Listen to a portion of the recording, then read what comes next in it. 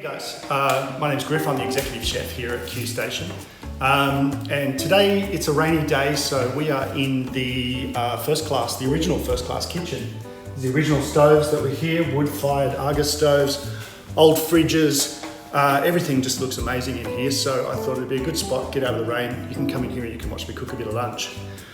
Today, Lachlan and I are gonna make some falafel, and we're gonna make a little flatbread or a pita bread. Hopefully we make a pocket so we can stuff our falafel and a few other little bits and pieces inside. Totally vegetarian or vegan for the falafel. There's a little yogurt in our flatbread, a yogurt flatbread, which I think the yogurt really sort of adds that nice tang and it makes a great soft bread. You can bake it into rolls, but we're going to show you how to just cook it in a fry pan so that you make pockets. I think the first thing we should do is we should make a little bit of dough. Two things we need to get going at the same time. All right, so we need 170 grams of warm water. I've just taken the chill off that because I want to activate the yeast and I want to get that started straight away. I think we're going to put about, I think the recipe says about 8 grams of yeast. I've just got some instant yeast that you'll get from the supermarket. Trying to make this easy with things you can buy readily. And I think 8 grams will be about a sachet. Close enough.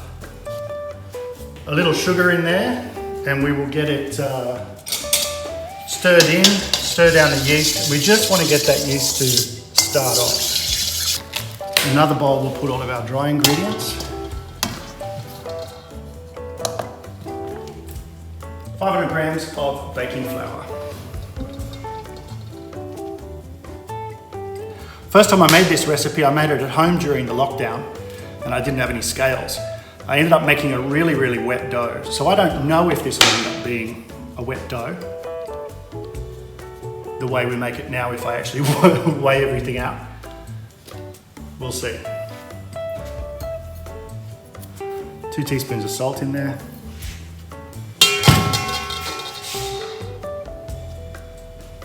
I need 10 grams of oil. I've got just a little pure olive oil. I'm just going to go in there. A bit of oil. And I've got a tub of yogurt. This is just a plain, unsweetened, Greek style yogurt would be perfect. Definitely nothing that's sweetened. Can you help me with this? No, I'm only kidding. Yogurt, 180 grams of yogurt. Zero that off.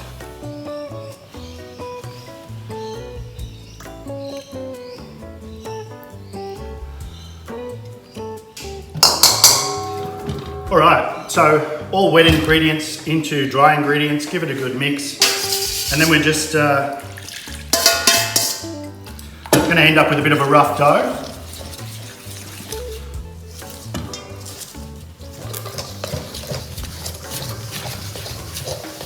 So I'm going to do the majority of this in the bowl, like it's going to get messy to be kneading it out on the bench.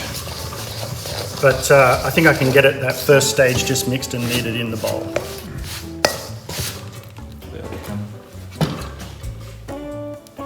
So from this point I'll just switch to mixing it by hand.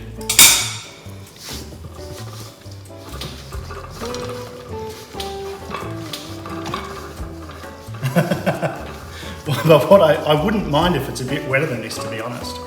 So I will put a little touch more of warm or room temp water. And then I'll just work that through.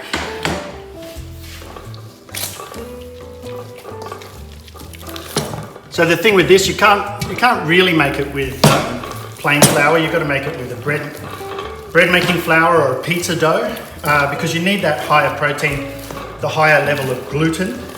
You're actually going to stretch that gluten to give you lots of elasticity in the dough. And this is going to take me about another 8 to 10 minutes, which you don't need to be. So we'll just jump forward so that you can see it. after I've been kneading for about 8 to 10 minutes here on the board. See you in a sec.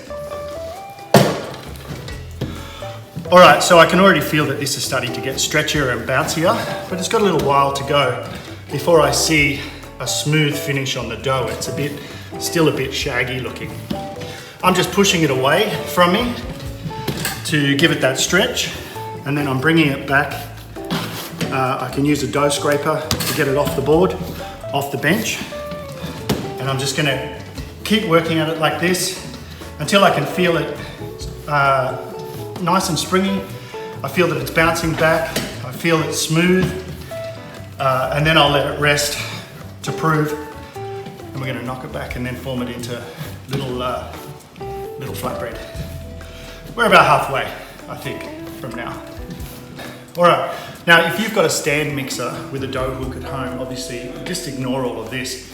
I haven't been in the gym for a while, so I'm using this as an opportunity to have a workout. It's had its time kneading away, and it looks a lot smoother than it was. If you have a look at that, it's a smoother, more elastic looking dough. It stretches quite well, and it will hold little air pockets inside as the yeast starts to do its job. Okay, it's quite a nice little ball of dough. I'm going to scrape that up into my bowl. I need to tidy myself up, but before I go, I'm just going to give it a little bit of oil over the top, pat it down, make sure it's all coated, and I'll wrap that in some cling film and let it prove for, say, maybe an hour. In the meantime, we'll make some falafel. So falafel, all right, first thing I'll say about a falafel, you cannot make a falafel with canned chickpeas. It just doesn't work. You end up with something really mushy, all right? That's a cooked chickpea, and we're actually gonna start with raw chickpeas. So you've got to get them dry like this in the jar, and I think I've got, in here, last night, I put about half of this jar, about the same amount as that, whatever that is. And I put it in here, and I covered them with plenty of water, filled the bowl right up, because they're gonna suck up loads of water overnight. You end up with these nice, plump, juicy chickpeas. They got a little crunch to them, and they're super nutty, all right? And that will eventually cook and steam inside the falafel parcel. The outside goes beautifully crisp, and the chickpea inside cooks its way through. And then I like them to be nice and green. If you want them to be bright green, I mean, one of the things we do in the restaurant is we add a few broad beans. Take the pods off, take the skins off, and put the raw broad bean in there.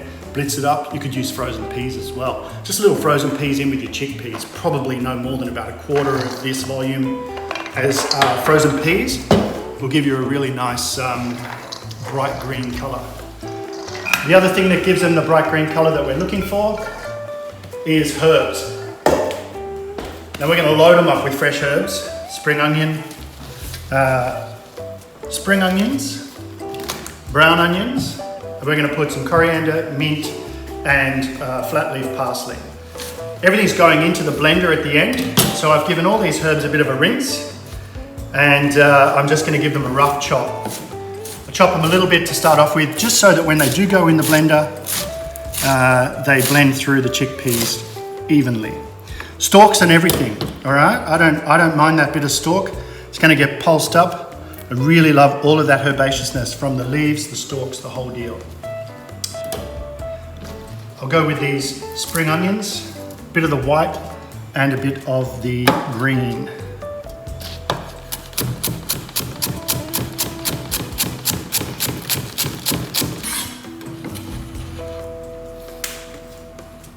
I'm going to put a half of this onion in there as well.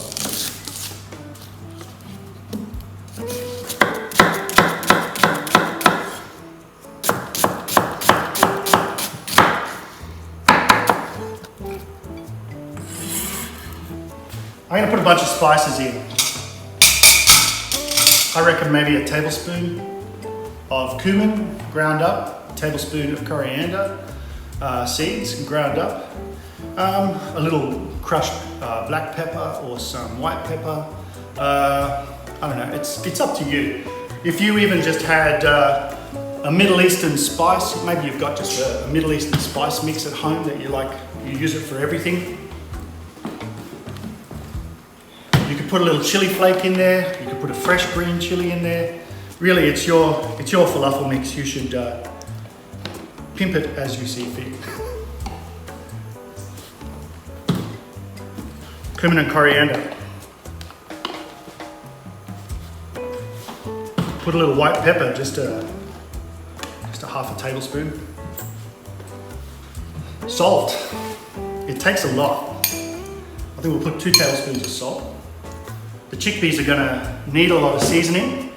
Start with those 2 tablespoons, we see how it goes. Now the other thing is it needs a bit of flour. I've never made it without flour. It needs a little flour to help to bind. You can use a wheat flour, you know, any kind of all-purpose flour, cake baking flour. You could use rice flour if you want it to be gluten-free. I've got chickpea flour. I mean, it makes sense to me, chickpea flour. So I'm gonna put a tablespoon of chickpea flour in there as well. Let's say a tablespoon and a bit. See how that goes. Now that's essentially it. Now it's just into a blender, a mixer, and pulse it up to make a coarse, grainy paste. No other liquid apart from the liquid that comes out of all the herbs and the chickpea. Once it's blitzed up, we're going to let it sit for about an hour in the fridge, and then we're going to roll it into balls, drop it in the deep fryer. So we'll do this in a few batches, I think. A bit of the onion, quite a bit of the chickpeas, all of those herbs, or half of those herbs. I'm doing it in 2 batches.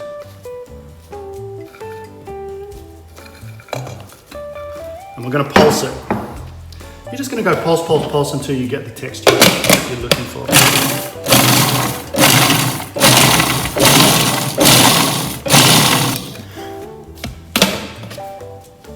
I've made this in a bar blender before.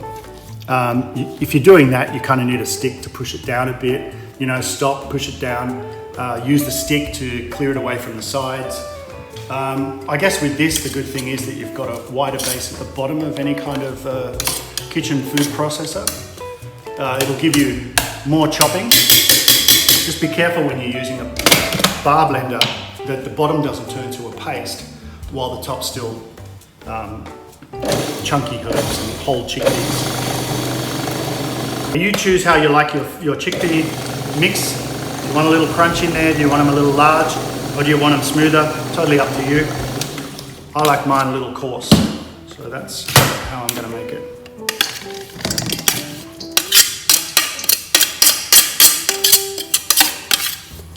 Let's knock out another batch.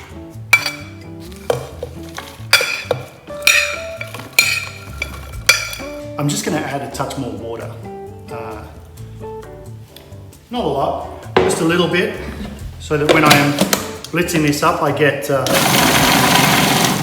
little of that chickpea flour turning into a paste nice and early.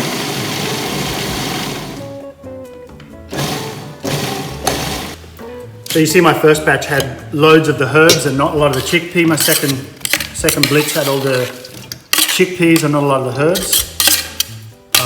And I'm going to mix the two together and evenly distribute all of that, all the herbs, all of that beautiful green colour.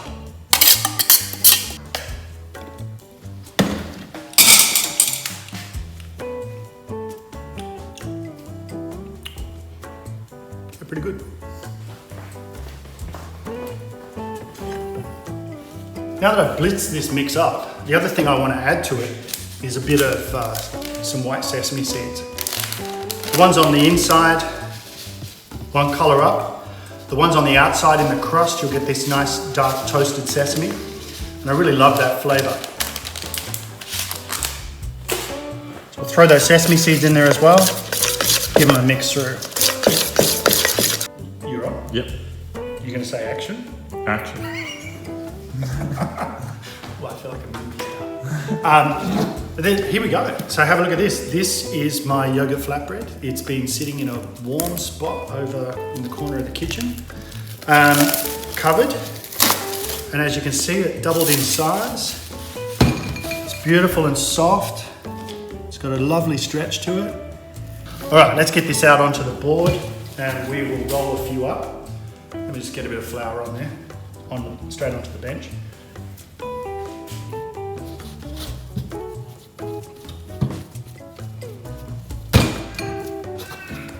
We are going to break this into little balls. Then we're going to roll those little balls into flatbread. We'll get them roughly the same size. What do you reckon? Now this, I'm going to roll out to bake into there. First thing I'll do is I'm just going to fold it under.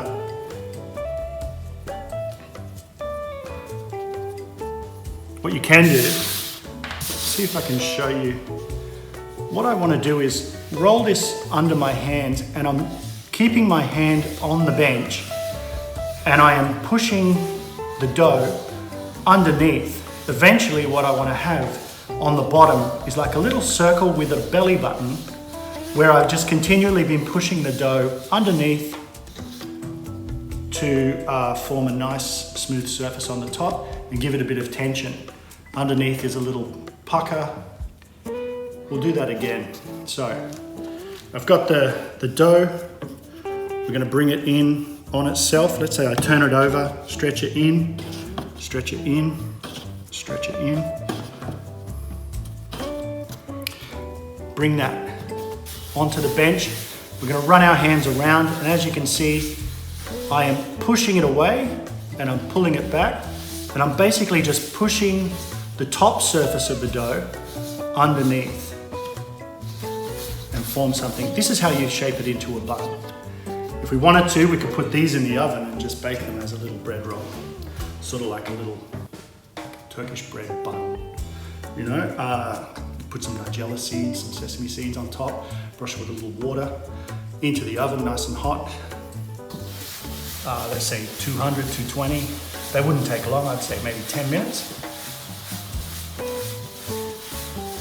And then you'd make yourself a little Turkish bread bun.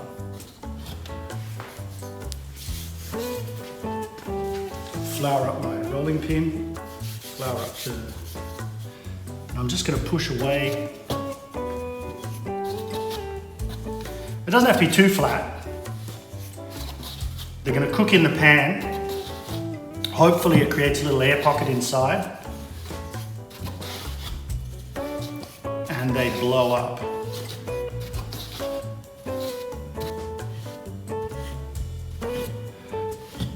So I'm not going straight across and back. I'm actually trying to just push away from the center with each roll, okay?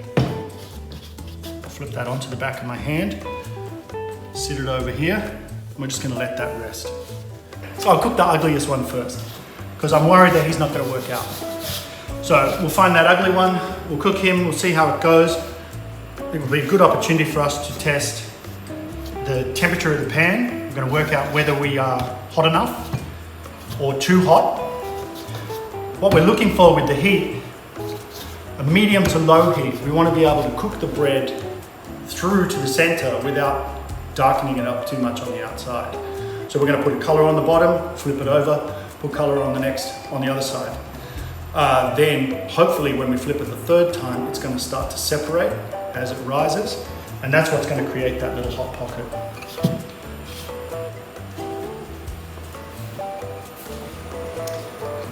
Right, that's about a medium heat.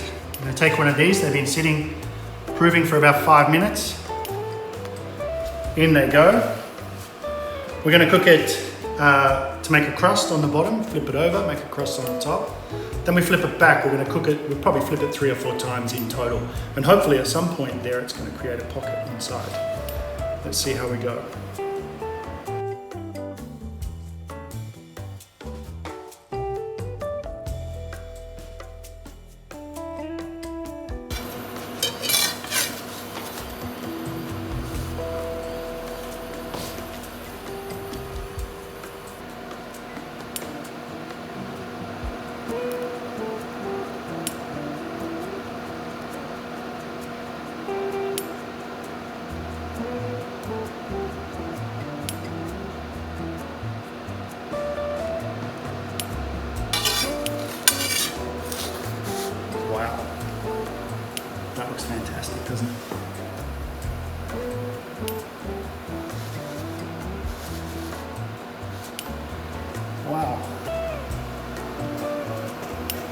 Nice job, Lachlan. How did you do that? I mean, it feels pretty good. You just don't want any doughy edges on it, you know? So that pocket created a little pocket of steam. That steam is steaming the bread on the inside. So you're putting that crust and that nice toasty flavor on the outside. But the steam that's created by the dough is actually what's cooking the bread on the inside as well. Once that air starts to disappear, I'm assuming that a hole has been created somewhere. We might as well take him off. So we're going to shape up a little ball between my fingers. I'm just pushing it flat on both bottoms. We're just going to shallow fry these. What I'm hoping is that when they enter the oil, they stay in that shape. We've got a little bit of separation. And if there is too much separation, we need to get a bit more flour into it.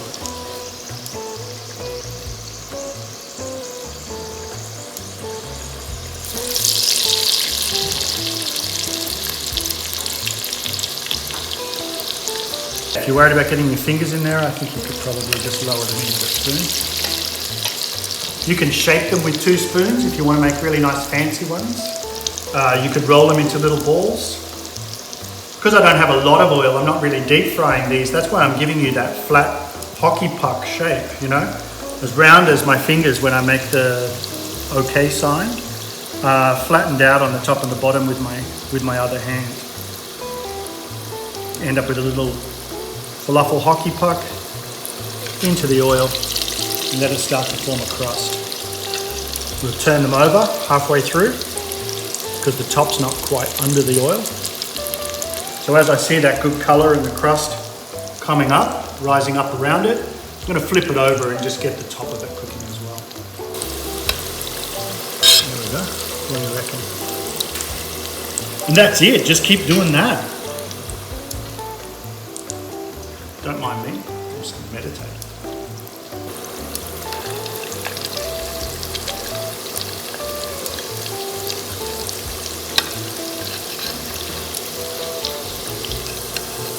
And I don't know what the heat of this oil is. It's, I would, at a guess, I'd say we're looking at about 140 degrees on the oil.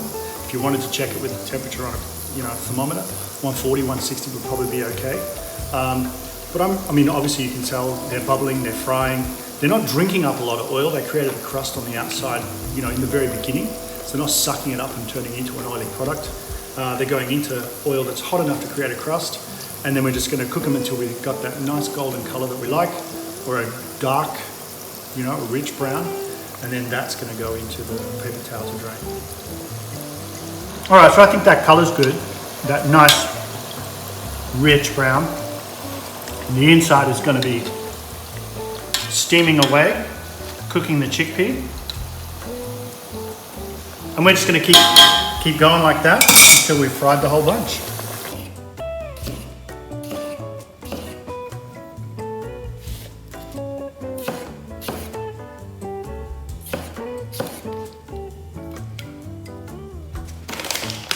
Za'atar, buddy.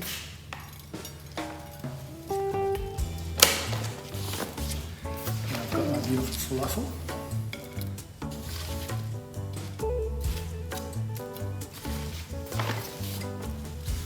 Got a little green tahini. This is some charred eggplant and roast beetroot. There's a little sauerkraut. Maybe some ginger and a touch of beetroot juice. Let's get some parsley leaves.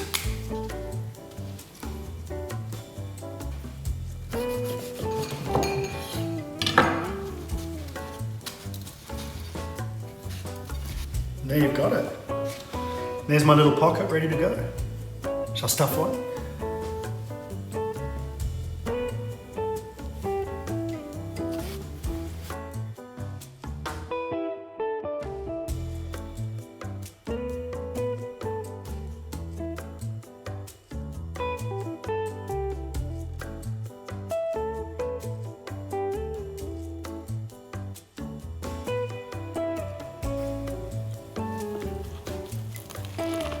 Oh, that bread.